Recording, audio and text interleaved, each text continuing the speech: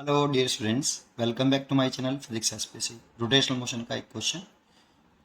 The magnitude of torque on particle of mass 1 kilogram is 2.5 newton metre about the origin. ये important point है, किस point के about torque है 2.5 Newton पर metre, origin के about है। ठीक है। The force acting on it is 1 newton and distance of the particle from the origin is 5 metre. The angle between the force and position vector is in radian. देखो, पहले तो ये x axis बनाओ और ये वाई एक्सिस और ये बना लो ऑरिजिन। ठीक है। तो एक पार्टिकल है, ये रहा, ये पार्टिकल, और पार्टिकल पर एक फोर्स लग रहा है। वो डायरेक्शन तो पता नहीं है, लेकिन कोई फोर्स लग रहा है, उसकी वैल्यू दे रखी है हमें। मान लो वो फोर्स ये है, मैंने अंदाज से बना लिया फोर्स की डायरेक्शन ये, लेकिन उसका मैग्नीट्यूड मेरे को गिवन है। एफ वेक्टर का जो मैग्नीट्यूड है वो मेरे को गिवन है कितना।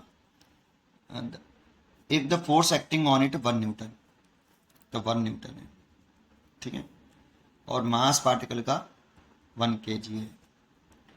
अब क्या कह रहा है, the distance of the particle from origin is 5 metre. तो देखो, ओरिजिन से ये डिस्टेंस है, तो एक्चुअल में ये पोजीशन वेक्टर है। ठीक है। नहीं, एक्चुअल में ये क्या है, पोजीशन वेक्टर है, आर वेक्टर। ये पोजीशन वेक्टर है आपका आर वेक्टर। तो आर वेक्टर की डिस्टेंस रखी है हमें कितनी, मैग्नीट्यूड रखा है 5 मीटर। ये 5 मीटर इसका मैग्नीट्यूड हमें गिवन है। देखो, टॉर्क निकलवा रहा है किस पॉइंट के अबाउट, ऑरिजिन के अबाउट। तो जानते हो, टॉर्क जिस पॉइंट के अबाउट निकलवाता है, जिस फोर्स का टॉर्क निकालते हैं, उनके बीच की इसको बोलते हैं पोजीशन वेक्टर। हेड यहाँ रहेगा और टेल ऑरिजिन पर रहेगा, इसको पोजीशन वेक्टर कहा जाता है। ठीक है। टॉर्क कितना दे रखा है बेटा, 2.5 न्यूटन मीटर। और हमसे एंगल पूछ रहा है किसके बीच में, थीटा पूछ रहा है।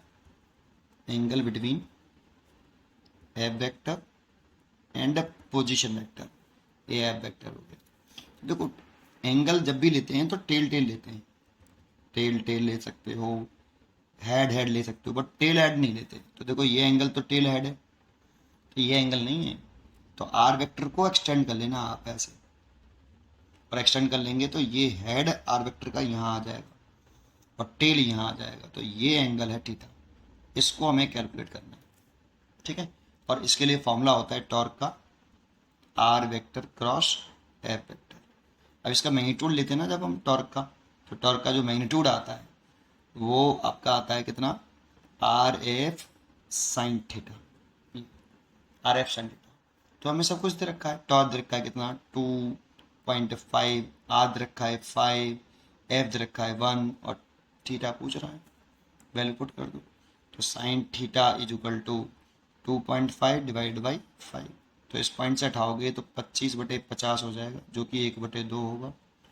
तो साइन थीटा बराबर 1/2 साइन 30 डिग्री की वैल्यू, 30 डिग्री मतलब π/6।